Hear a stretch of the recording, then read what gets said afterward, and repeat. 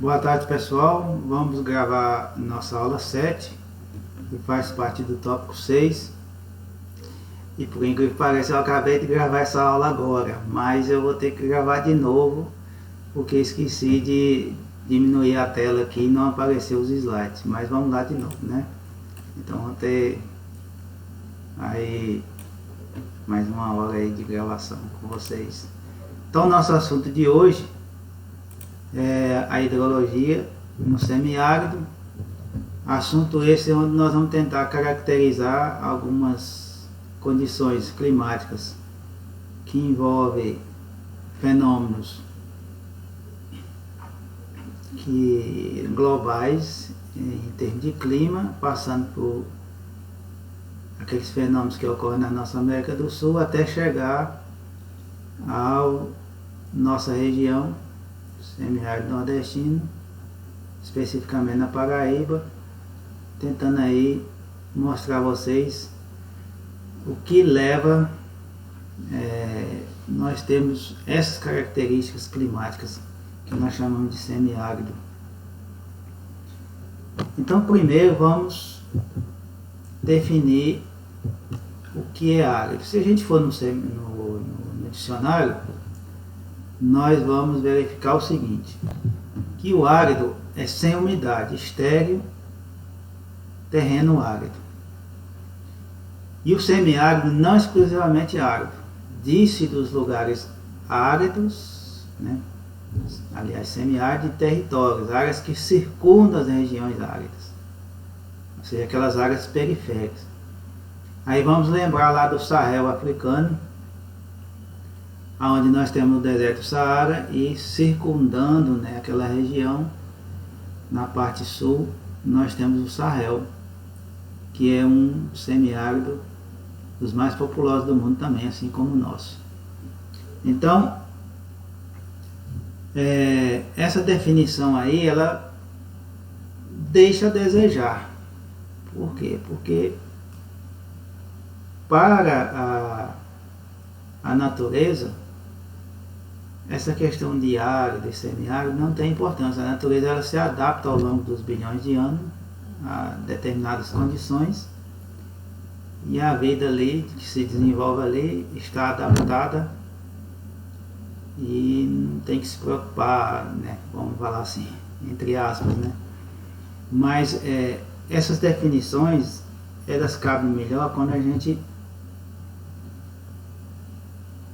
fala do conceito de árido e semiárido mais utilizado, que pelo menos que deveria ser utilizado, é essa classificação em termos em relação a questões antrópicas, principalmente em relação à questão do ciclo das culturas, porque a partir da atividade agrícola, do ciclo das culturas, é que se conceitua o que é árido e o que é semiárido.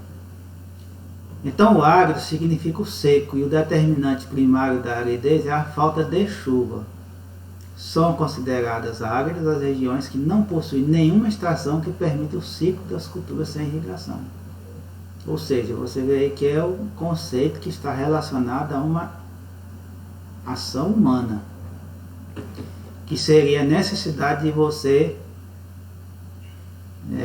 irrigar para produzir. E o semiárido? O semiárido já seria considerado semiárido as regiões que exigem uma forma de irrigação complementar durante o ciclo das culturas. Ou seja, no semiárido você consegue de forma, nas condições naturais do clima, da chuva que tem naquela dada região, você consegue ciclar uma cultura, ou muitas das vezes você necessita de uma certa irrigação complementar. Então vamos pegar o exemplo do nosso semiárido, é muito comum. Hoje nós temos variedades, né, de milho e feijão, que são as culturas mais utilizadas aqui no nosso semiárido, de ciclo rápido, devido ao melhoramento genético. Então se você tem um ano normal de chuva, você consegue uma produção normal, inclusive sem irrigação. Mas se não for um ano normal, você precisa o quê? acaba chovendo, vem a estação da chuva, tem um veranico, você acaba tendo que irrigar um certo período, depois volta a chuva de novo, ou então vai faltar chuva no final do ciclo da cultura e você tem que fazer uma irrigação complementar. Então daí a caracterização de semiárido é em relação à ação antrópica e está relacionada às culturas agrícolas. E quais são as características hidroclimáticas aqui do nosso semiárido? Semiárido é esse que nós que moramos aqui convivemos e sentimos e vivenciamos muito dessas questões aqui. Então há um alto nível de radiação incidente, sol praticamente o ano inteiro, altas variações diárias e sazonais da temperatura, então há uma variação em períodos chuvosos e não chuvosos, assim como diária. De dia faz muito calor e à noite refresca bastante. Por exemplo, tem certos períodos do ano, aquele mais seco, que de manhã a gente sai para caminhar 4 horas, 4h30 da manhã, tem gente andando de blusa na rua aqui em Patos, no sertão paraibano, porque está bem fresquinho, vamos dizer assim. Por que essa variação? Não chega a ser igual no deserto, mas no deserto de dia pode chegar a 50, 55 graus e à noite a 0 graus. Por quê? Porque você não tem vapor de água no ar. O vapor de água no ar, a água ela funciona, ela no seu calor latente, calor específico, que são calor específico muito alto, ela demora, né? Ela precisa de muita caloria para se aquecer e também para perder calor, ela demora um certo tempo, é mais lenta. Então de dia você recebe radiações de ondas curtas, aquece o solo em demasia e à noite você perde radiação no infravermelho, radiações de onda longa. Por exemplo, no deserto, como não existe vapor de água que vai fazer o efeito equilibrador, moderador, de segurar parte dessa radiação que chega e à noite liberar aquele calor lentamente, então a ocorrência da incidência de energia é diretamente no solo. Então por isso esse aquecimento muito grande de dia e o resfriamento à noite. Aqui no semiárido não é tão drástico como no deserto, mas também vai ocorrer essa variabilidade, né, diária, de muito calor e depois refresca bastante. Também há uma alta variabilidade temporal e espacial da pequena quantidade de chuva, então não se chove muito, se chove aí 700, 800 milímetros. As chuvas, né, se caracterizam por elas não ocorrem de forma contínua, às vezes você tem aqueles temporais, aquelas chuvas torrenciais, bem como chuvas, né, que não ocorrem na região como um todo, são localizadas. É muito comum na nossa região do semiárido aquelas chuvas torrenciais em regiões localizadas. Se você está numa região alta, de serra, você pode ver várias chuvas ocorrendo no vale, em locais diferentes e com intensidades diferentes. Baixa umidade relativa do ar, aqui a gente sente muito, né, essa questão da umidade relativa baixa de outubro a novembro e dezembro, podendo prejudicar inclusive o sistema respiratório. Elevadas taxas de evapotranspiração, né, nós sabemos que se chove em torno de 700 milímetros e evapotranspira em torno de 2.000, então há um déficit hídrico bastante significativo. Os solos são salinos em virtude da dissolução deficiente dos sais e o escoamento superficial variável de curta duração. Então, a depender da intensidade da chuva, você vai ter, né, determinados tipos de escoamento superficial e também de curta duração, porque essas chuvas normalmente são de curta duração e torrenciais. Há também o sistema de cursos d'água, né, que os principais são intermitentes e os tributários efêmeros.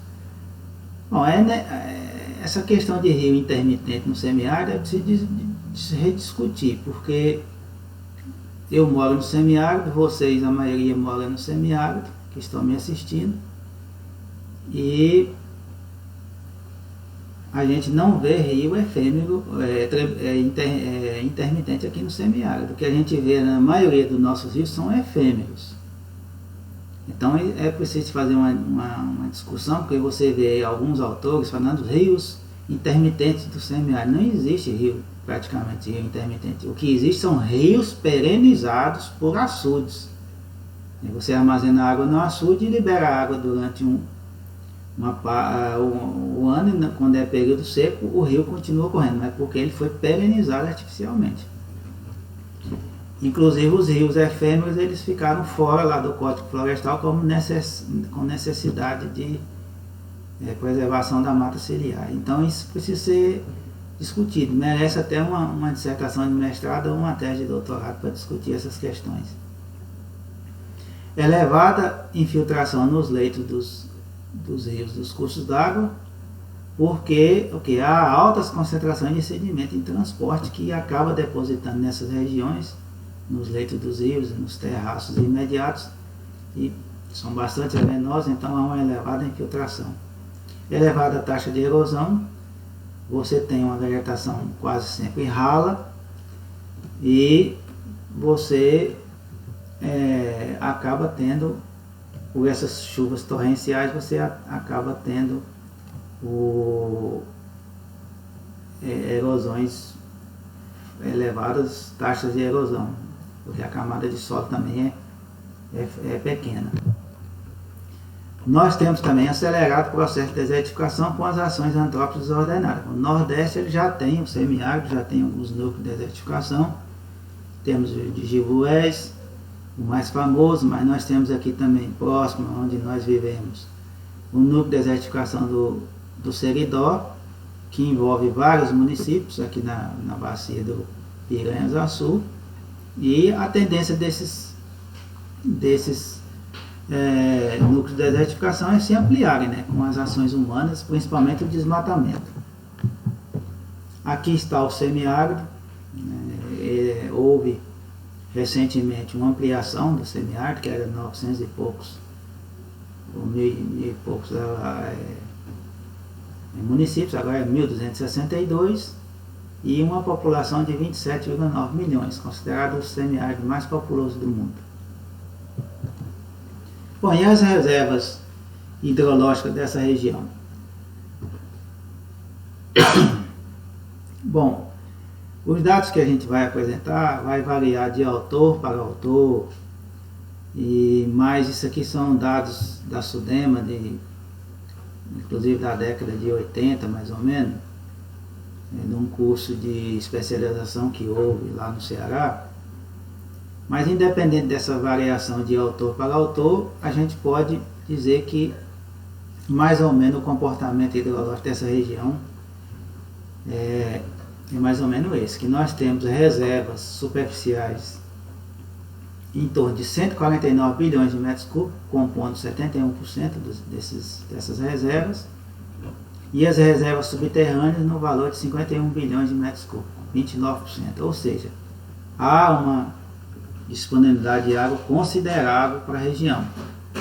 Agora, onde está essa água, como ela é captada e como ela é distribuída? Aí é a questão, né, de como ela está sendo administrada, a distribuição dessa água, assim como a sua captação e armazenamento. A região é dividida em 3 províncias hidrológicas. A cristalina, cujos poços perfurados têm vazão em torno de 2.000 litros por hora.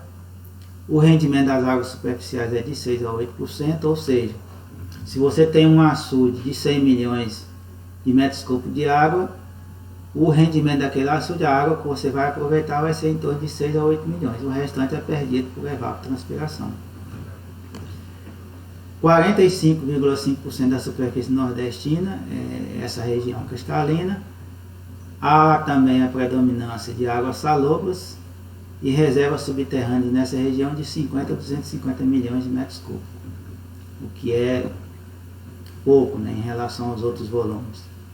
A província sedimentar é aquela que predomina vamos falar assim, na região que circunda a região cristalina, o núcleo do semiárido, que vai das regiões litorâneas, passando na parte oeste pelos os estados do Maranhão e Piauí, e um pouco lá na Bahia, mais para o sul da Bahia. A vazão média dos poços artesianos nessa região é de 10 mil litros por hora. Os rendimentos dos açudes das águas superficiais é de 15 a 25%. Compõe 52% da superfície nordestina. As águas são de boa qualidade. E as reservas subterrâneas são na ordem de 17 bilhões de metros cúbicos. Então é bastante significativo. A província aluvionar compõe 2,5% da superfície nordestina, água de boa qualidade e reserva de 1 a 2 bilhões. Então é uma quantidade razoável, e essa província ela está distribuída, mesclada na região cristalina, então ela seria uma reserva bastante estratégica em termos de armazenamento e uso de água.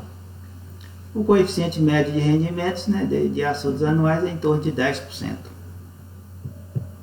Aqui está um mapa identificando a região sedimentar, mais em escuro, aqui como eu falei, Maranhão, Piauí, parte aqui da Bahia, o sul, né, mais sul, a Bahia compõe o sul da região nordestina, tem bastante área sedimentar e também as regiões litorâneas. Isso vai refletir nesse outro mapa, que são as bacias sedimentares com os principais reservatórios de água subterrânea, né, no litoral e na região oeste, aí, Maranhão, Piauí e no oeste da Bahia.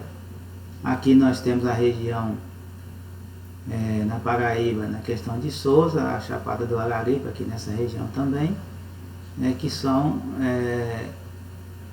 aliás, Chapada do Araripe provavelmente mais ou menos nessa região aqui, né? Então são regiões que possuem, né, região sedimentar e possui água de boa qualidade. Bom, e quais são os elementos climáticos, né, os fatores climáticos que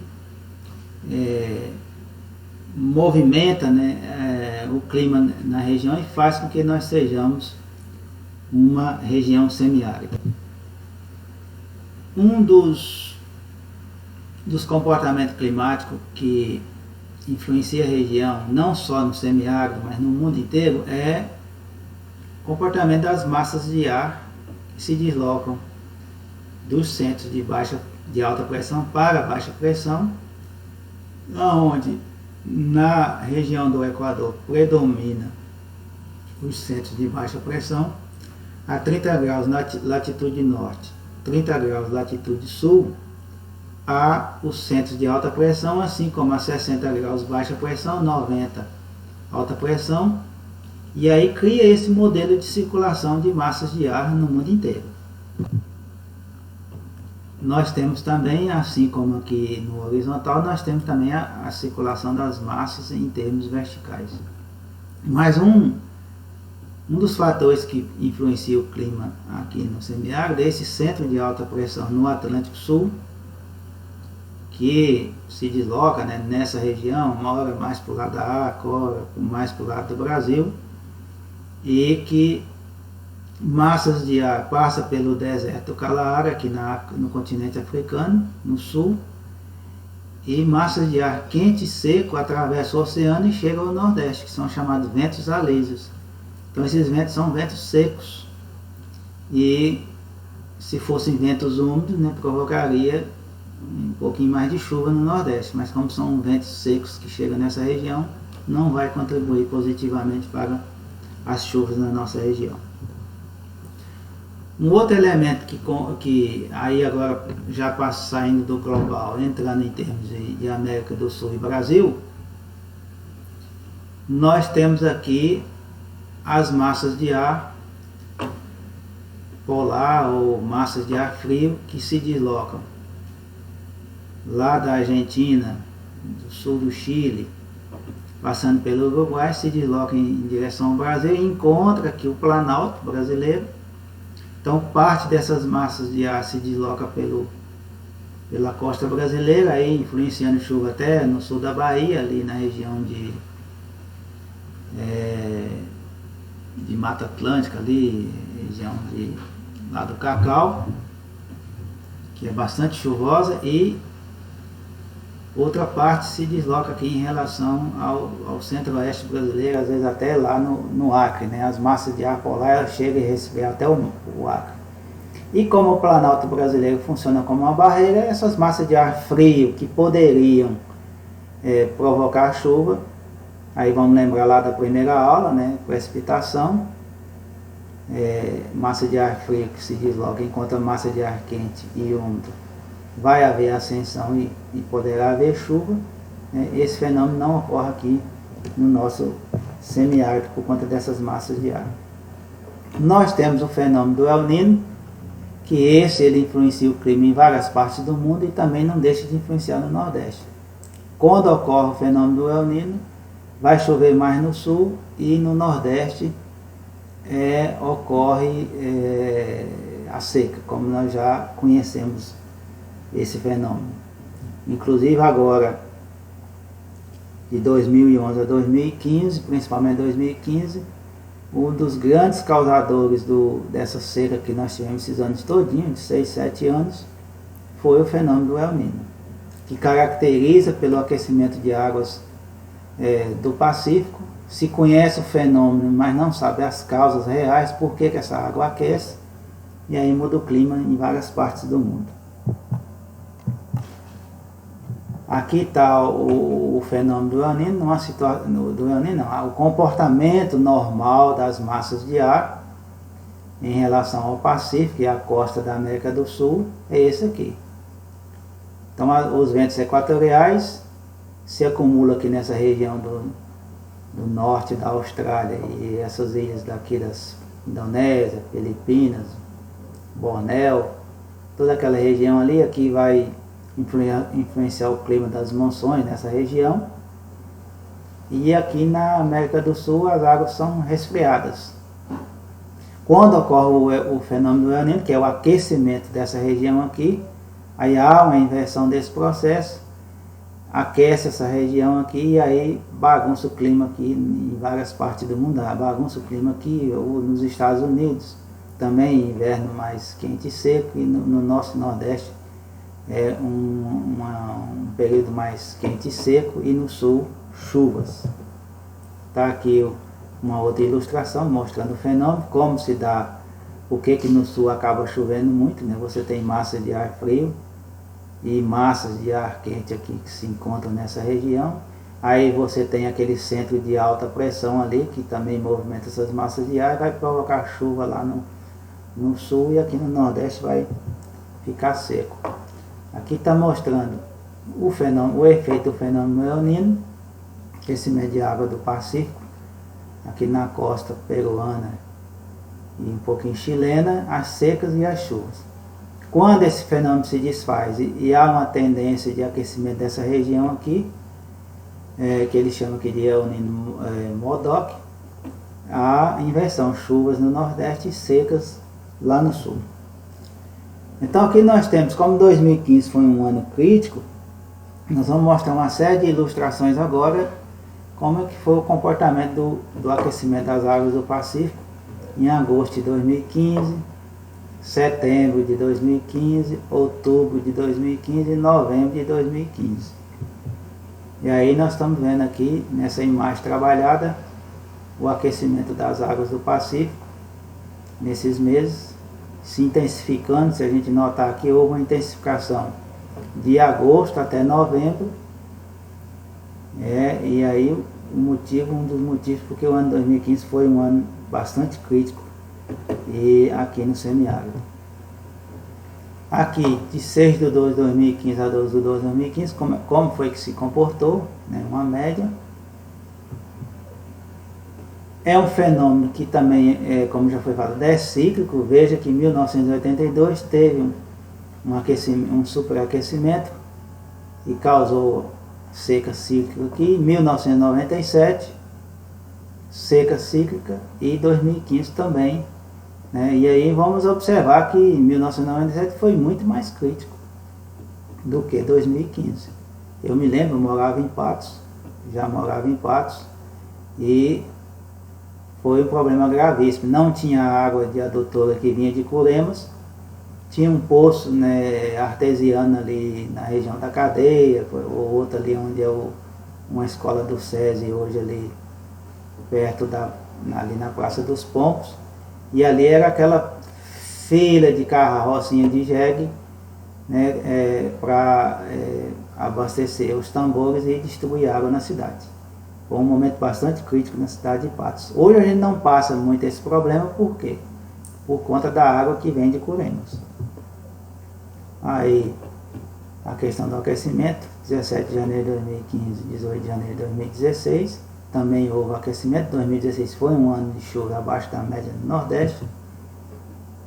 Aqui mais uma vez, entre janeiro e fevereiro de 2016, um pouco aquecido, mas tendendo a aquele fenômeno do El Niño Modoc. Já foi um ano de 2016 melhor, um pouquinho de chuva, e 2017 melhorou. Aqui as probabilidades de ocorrência de El Niño e La Niña, né, esses dados históricos permitem fazer essas previsões. El Niño em vermelho e neutral, que predominou aí, ó, até 2016, e o La Niña, né, também ocorreu algumas coisas, mas umas probabilidades pequenas. Nesse período aqui se correu muito atrás dessas informações, porque estavam, né, há 4, 5, 6 anos, né, com problema de seca. E então 2015, 2016 foi um ano de muito problemático, e muitos levantamentos, muitas informações a respeito dessa problemática. Aqui mais uma vez, esse aqui eu não vou comentar, porque aqui está falando as previsões para 2017, e depois nós vamos falar mais alguma coisa nesse sentido.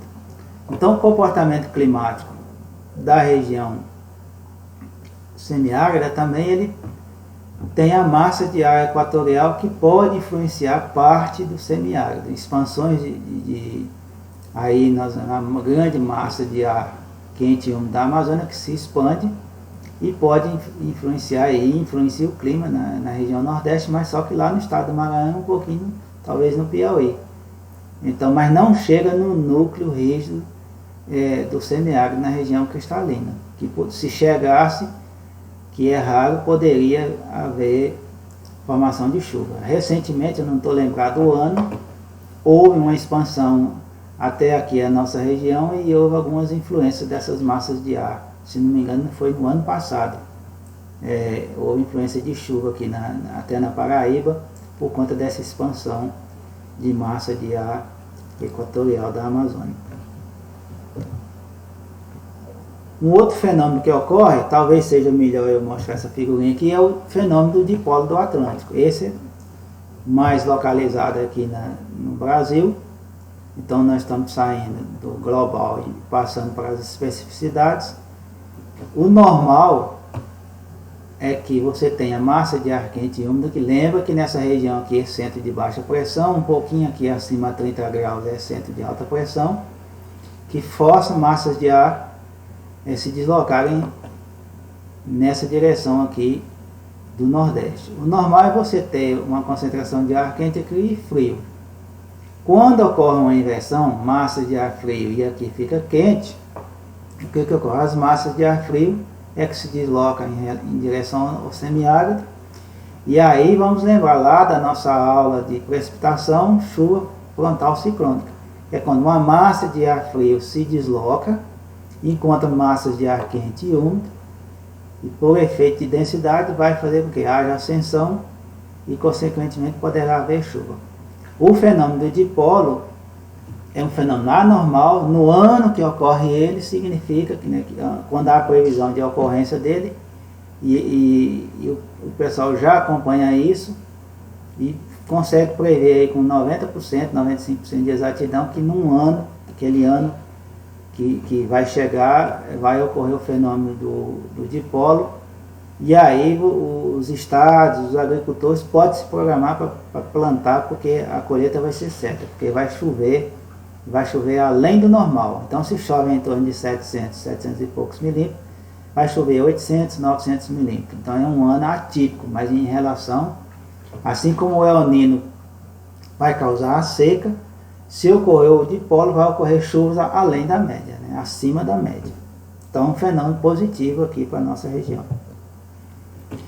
E, chegando agora mais no estado da Paraíba, um pouquinho do Pernambuco e do Rio Grande do Norte, mas mais na Paraíba, o fenômeno da precipitação orográfica, onde massas de ar quente e úmido vindas do litoral encontra o Planalto da Borborema, e o comportamento das correntes de ar, compressão, expansão adiabática, abaixamento da temperatura, aí o efeito topográfico, aí vem a chuva orográfica, como nós já vimos lá na primeira aula. Então aqui há o Oeste Paraibano. Essas massas de nuvem, depois da sua descarga de chuva aqui, elas transpassam o Planalto da Borborema, chega aqui na região do Cariri, a expansão, dissecação e aumenta a temperatura. Então veja bem, aqui essa região mais seca, onde tem Cabaceiras, o município mais seco do Brasil, o Cariri paraibano, por conta desse fenômeno. Se você adentra mais o sertão aqui, até a região do Junco, de Santa Luzia, tem influência desse fenômeno. Já na região de Patos, já é outros comportamentos, né, climáticos. Tanto é que essa região lá, a nossa região do sertão, chove mais do que aqui no Cariri. Aqui é por conta desse fenômeno localizado. Há também alguns fenômenos pontuais que ocorrem, por exemplo, aqui em 2015, que foi um ano crítico, e houve algumas chuvas aí, final de dezembro, janeiro, que ocorreu por conta do vórtice ciclônico de altos níveis, que provocou chuva aqui na nossa região, na região semiárida. Houve uma esperança muito grande de que aquele ano seria um ano bom de chuva, e acabou com um fenômeno localizado. Ocorreu umas chuvas e depois cessou, e houve aí um intervalo de janeiro quase todo sem chuva, e começou algumas chuvas já no final de janeiro. Então, um fenômeno localizado. Nas bordas do vórtice ciclônico é que ocorrem as chuvas. Aqui também, por exemplo, a zona de convergência intertropical, né, de vez em quando essa massa de ar que muitas vezes trazem nuvens, né? Se você acompanhar o satélite meteorológico, você vai sempre estar acompanhando aqui o comportamento dessas nuvens no período chuvoso. Aqui uma frente fria que se deslocou, mas você vê aqui que essa que conseguiu chegar em algumas partes daqui da Bahia, mas o núcleo do semiárido mesmo, talvez essa frente fria se dissipou aqui. Então aí está aí os distúrbios ondulatórios também, essas massas de ar eventualmente pode chegar aqui, mas muitas vezes não chega. E aí vai formar essa ilustração aqui do mapa da América do Sul, do semiárido, aonde a massa equatorial atlântica, que os ventos são deslocados nessa região, aí você tem a massa equatorial, a massa equatorial continental, a massa tropical atlântica e as massas polares, que se deslocam, todas elas, né, que poderiam, né, são fenômenos que a gente vê pelas setinhas, que chegam aqui perdendo força. Então, como eles perdem força à medida que chega aqui no núcleo do semiárido, já não vai provocar as chuvas necessárias aí, daí porque que nós temos essa característica de clima semiárido. E quais são as previsões que se tem aí para os próximos anos? O painel brasileiro de mudança climática, ele tem previsões sombrias até 2040. Projetos uma diminuição de 10 a 20% das chuvas e aumento da temperatura entre 0,5 e 1 grau. Para 2070, a elevação será de 1,5 a 2,5 e a precipitação encolherá 25 a 35. Então, se está ruim, se nós tivemos entre 2011 e 2016 chuvas abaixo da média, já provocou os problemas que provocaram, imagina com esse cenário aqui, se ele se concretizar. Com certeza, se não houver um planejamento adequado de fornecimento de água para a região semiárida, vai haver migração de pessoas. E migração não é uma solução, é um problema. Então esse cenário eleva o risco de aumento da desertificação, desatada sobretudo pelo uso inadequado do solo, como o desmatamento da caatinga para a produção de lenha. Nós sabemos que 40% da matriz energética de muitos estados do Nordeste é lenha, ou seja, desmatamento.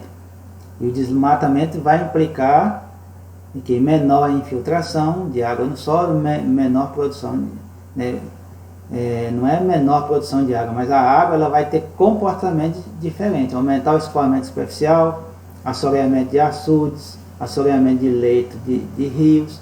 Então vai provocar uma série de problemas.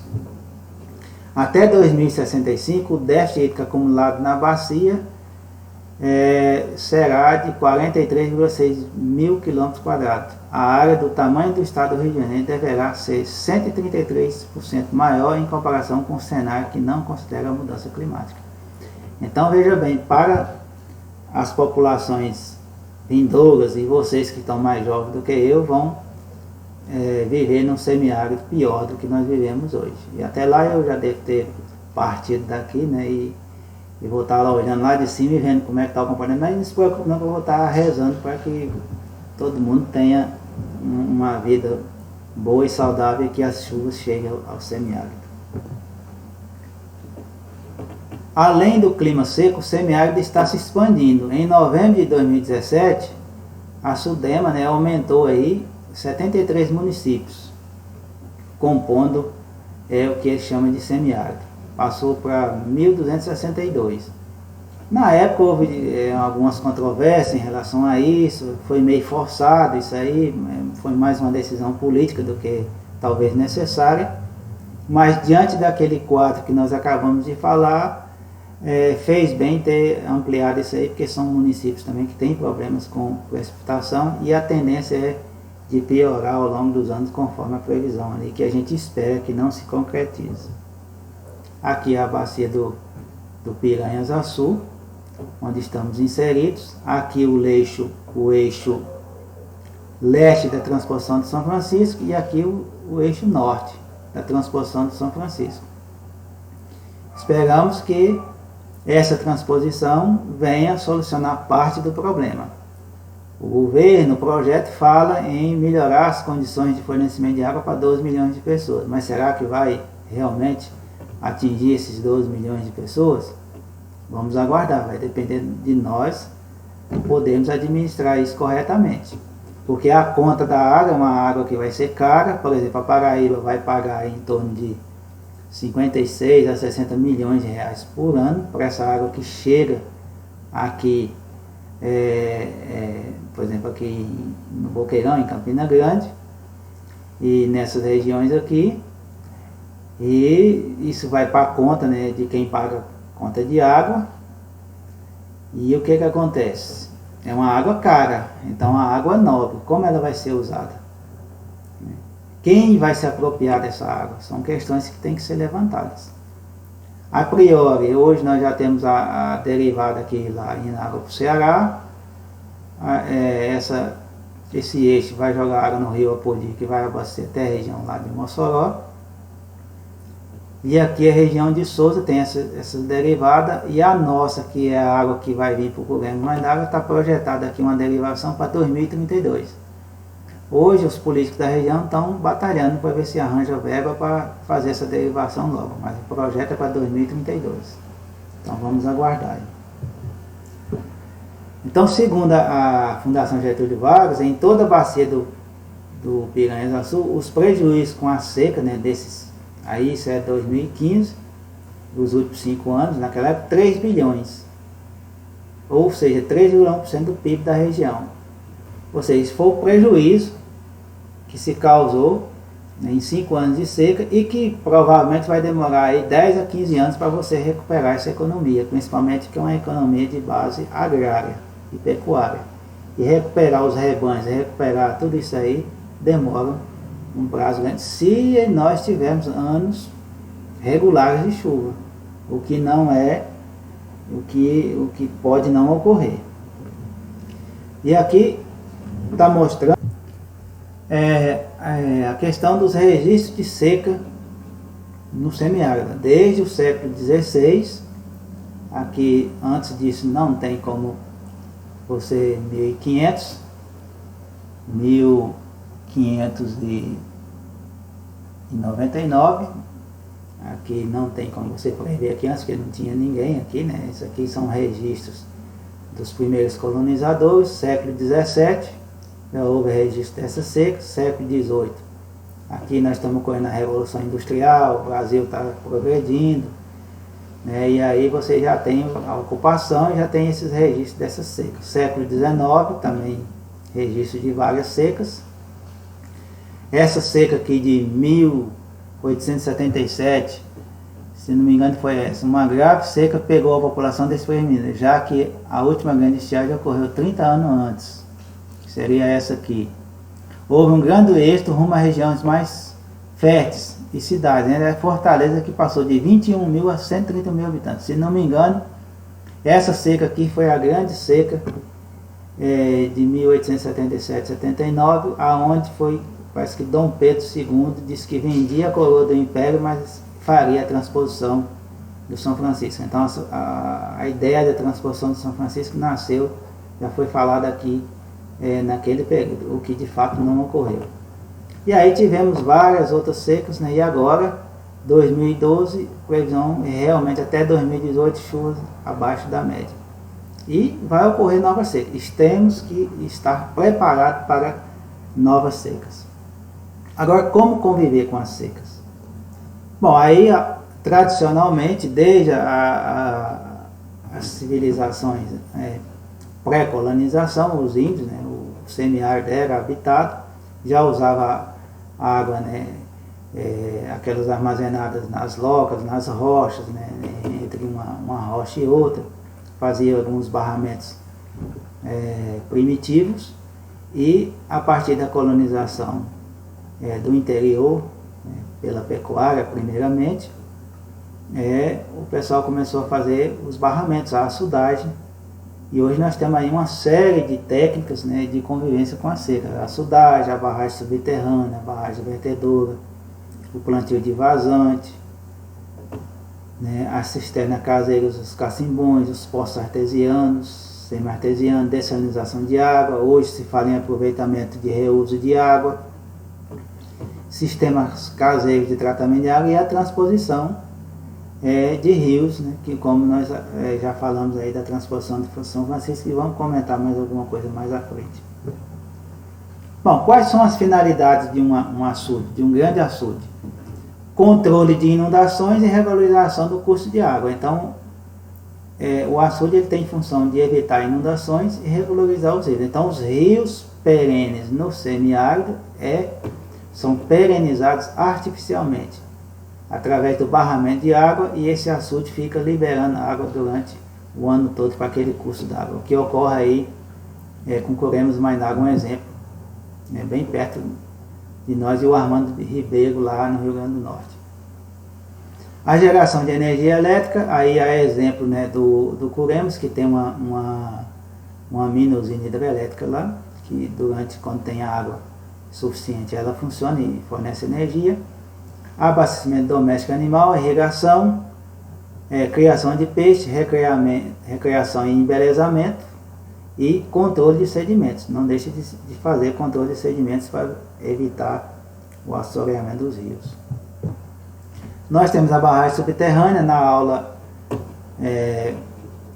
sobre infiltração e transpiração, nós falamos da barragem subterrânea, não vou entrar muito em detalhes, mas a barragem subterrânea ela funciona como um elemento de armazenamento de água, tanto para você cultivar espécies anuais como espécies frutíferas que têm ciclo de mais do que um ano, como também ela serve de armazenamento de água, e você pode furar aqui uma cisterna e fazer captação de água para diversos usos. Nós temos a barragem vertedora, essa talvez a mais antiga, onde se fazia barreiras em terreno de aluvião, no leito dos rios principalmente, com pedras justapostas para barramento de água, e à medida que essa água vai secando, você vai fazendo um cultivo de vazante. Muito comum, onde você andar aí pelo sertão, você vai verificar isso aqui no período pós-chuva, os cultivos de vazante, e também serve para barramento de sedimentos. O açude ou barreiro de pequeno porte, um barreiro é um açude de pequeno porte, que é um dos mais tradicionais formas de armazenamento e uso de água. Ele pode, inclusive, foi melhorado pela Embrapa, daqui a um pouco vamos falar sobre isso, que tem diversos usos. Uso doméstico, para consumo de água, lavar roupa, lavar os animais, para irrigação. Ou seja, isso aqui serve para tudo, na propriedade rural. Os plantios em curva de nível, que deveria ser usado no semiárido e não se usa, serviriam também como forma de você evitar as erosões, forma de você proteger o seu solo e de manter água no sistema, porque a curva de nível ela segura a água aqui e permite, onde tem perfil de solo maior, a infiltração e percolação dessas águas. Então deveria usar essa técnica, nós já mostramos e vocês conhecem, é uma técnica milenar, a curva de nível, o terraceamento. Infelizmente o agricultor nordestino ainda faz plantio de morra abaixo e não usufrui dos benefícios da curva de nível. Então aquele barreiro, aqui foi um modelo desenvolvido pela Embrapa, onde ele divide esse barreiro ao meio como uma massa de terra, aonde você vai ter água para consumo humano, sem nenhum outro tipo de uso, como lavar roupa, lavar o tecido doméstico, lavar os animais, que acaba defecando, urinando aqui, naquele barreiro. Se for ele todo, ocorre tudo isso e as pessoas estão consumindo aquela água. E aqui você usa essa água para lavar os animais e outras atividades agrícolas, fazer irrigação de salvação. Essa água, à medida que você vai usando, lavando animal, diminuindo ela e fazendo usos diversos dela, ela vai se concentrando, em termos de sujeira e diminuindo, e você aqui pode colocar um mecanismo aqui de retirada, aqui é água para consumo humano, vai sobrar mais e você vai fazer o manuseio, e voltar a um pouco de água a mais nessa área de consumo, e também regularizar, se for necessário, a agricultura de salvação para pequenas hortas, pequenos plantios, você salvar isso, seu plantio. Então as principais formas de captação de água, nós temos aí a água do rio, do leito do rio, via cacimbão ou diretamente no rio, quando tem alguma semi-perene ou perene, o poço artesiano, os poços amazonas, furados principalmente nos terrenos de aluviões ou nos leitos de rio, e os barreiros. E agora a cisterna de calha, que já é conhecida há um certo tempo, mas nos últimos 10 anos esse programa ele ganhou visibilidade com aquele programa 1 milhão de cisterna, uma parceria da sociedade civil e dos governos, e isso aí foi um dos grandes benefícios que ocorreram para as famílias, porque essa água é uma água de boa qualidade, consegue manter uma família de 4 a 5 pessoas aí durante 5, 6 meses, que é o período normal de seca, até, dependendo da economia, 7 meses, e contribuiu para a saúde das pessoas, contribuiu para melhorar a vida do sertanejo como um todo, que se perde muito tempo buscando água nos barreiros ou nos rios.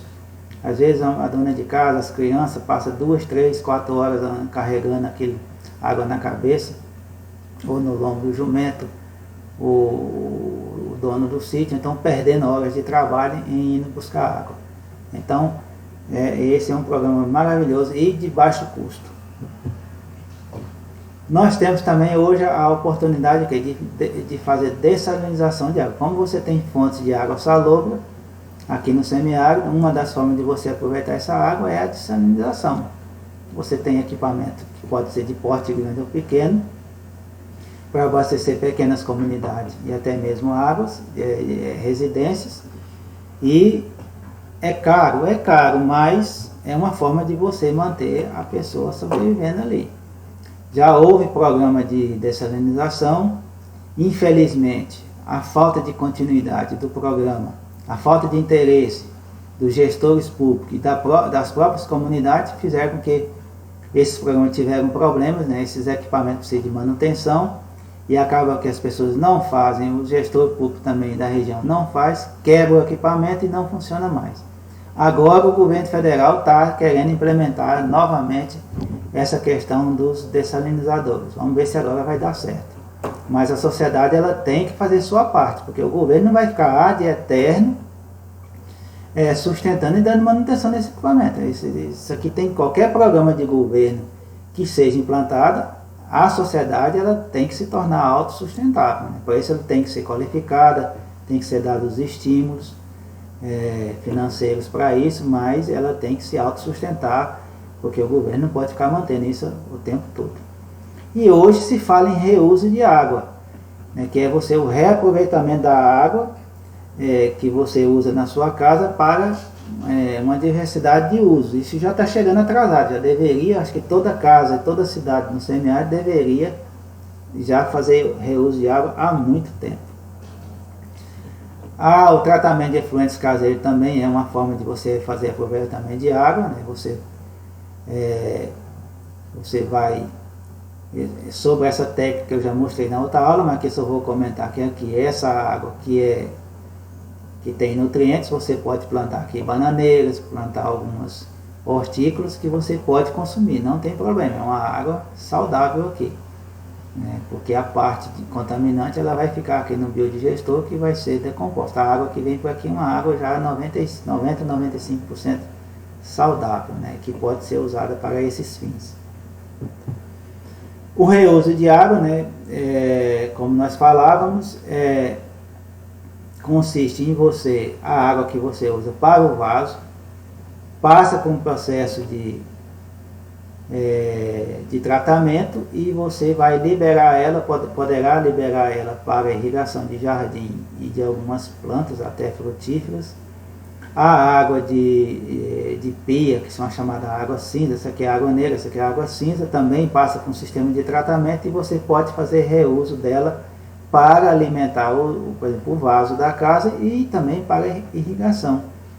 Então, há várias técnicas de tratamento de reuso de água, a depender do tipo de tratamento, você tem uma água aqui de excelente qualidade que você pode usar para os mais diversos fins. Então, isso aqui já era para ter sido implementado há muitos anos aqui no semiárido, ser uma obrigação toda casa fazer isso. E por último aqui agora nós vamos falar um pouquinho da transposição. Então mais uma vez aqui mostrando a questão da transposição do eixo leste e eixo norte. Aqui as transposições internas, né, as adutoras construídas em funcionamento em azul e as adutoras planejadas. Veja que está bem já distribuído essa questão de adutora no semiárido. Então as águas do São Francisco que vão chegar já vão ter sistemas de captação ou tem um já previsto para fazer uma distribuição ao longo da região. É aquilo que eu já comentei. O cuidado que a sociedade tem, que essa água é uma água nobre, é uma água cara, é como você vai fazer gestão do uso dessa água, quem vai se apropriar dessa água e se realmente ela vai atender os 12 milhões de pessoas no semiárido. Porque se a sociedade não tomar cuidado, vai pagar e quem vai usar vai ser uns poucos.